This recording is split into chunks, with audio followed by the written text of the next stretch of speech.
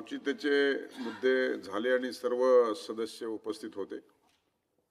आता विशेष उल्लेखद्वारे काल तालिका सदस्य म्हणून उपस्थित राहिले आणि ते टेबलही केले नाही, त्यामुळे मी अमित गोरके यांना विशेष उल्लेखद्वारे कालचा विशेष उल्लेख मांडण्यास संधी देतात।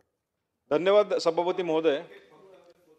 अलीकडच्या काळात सोशल मीडियाच्या प्रभावामुळे अल्पवयीन तसेच तरुण मुलांना गुन्हेगारीकडे आकर्षित करण्याचे प्रमाण झपाट्याने वाढत असणे, गुन्हेगारी रील्स, हिंसक स्टेटस तसेच अपराध करणारे व्हिडिओ याद्वारे गुन्हेगारीला एक प्रकारचे ग्लॅमर प्राप्त होत असणे, त्यामुळे समाजातील अनेक अल्पवयीन मुले व तरुण गुन्हेगारीच्या चुकीच्या आदर्शांकडे वळत असणे ही अत्यंत गंभीर बाब असणे, ही चिंतेची बाब म्हणजे काही सराईत गुन्हेगार हे अल्पवयीन मुलांचा मोहरा म्हणून वापर करत असणे, कायद्याच्या चौकटीत अल्पवयीन असल्यामुळे या मुलांवर केवळ बाल न्याय बालकांचे संरक्षण कायदा 2015 नुसार सौम्य कारवाई होत असणे, जसे की बाल सुधागृहात ठेवणे नंतर सोडून देणे हे जाणूनच गुन्हेगार अशा मुलांचा वापर गुन्हेगारी करण्यासाठी करीत आहेत।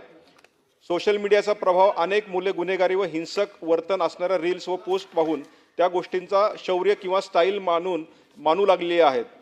मागील 8 पेक्षा जास्त क्षुल्लक कारणासाठी गुन्ह्यांची नोंद आमच्या पिंपरी चिंचवड शहरात झाली आहे। तसेच मारहाण, चोरी, लूट अशा विविध प्रकरणे निदर्शनास आली आहे। हे प्रकरण गांभीर्याने घेऊन राज्यात देखील हीच परिस्थिती आहे, त्यामुळे शासनाने उच्चस्तरीय समिती गठीत करावी, जी सोशल मीडियावर गुन्हेगारी प्रवृत्ती वाढणाऱ्या कंटेंटवर लक्ष ठेवून धोरणात्मक उपाययोजना करणे, गुन्हेगारीसाठी अल्पवयीन मुलांचा वापर करणाऱ्या टोळ्यांविरुद्ध विशेष तपास पथक स्थापन करून कठोर कारवाई करण्यात यावी, अल्पवयीन गुन्हेगार मुलांसाठी सुधारात्मक पुनर्वसन व शिक्षणाधिष्ठित योजना राबवण्यात याव्यात, जेणेकरून हे मुख्य प्रवाहात पुन्हा सहभागी होतील। धन्यवाद।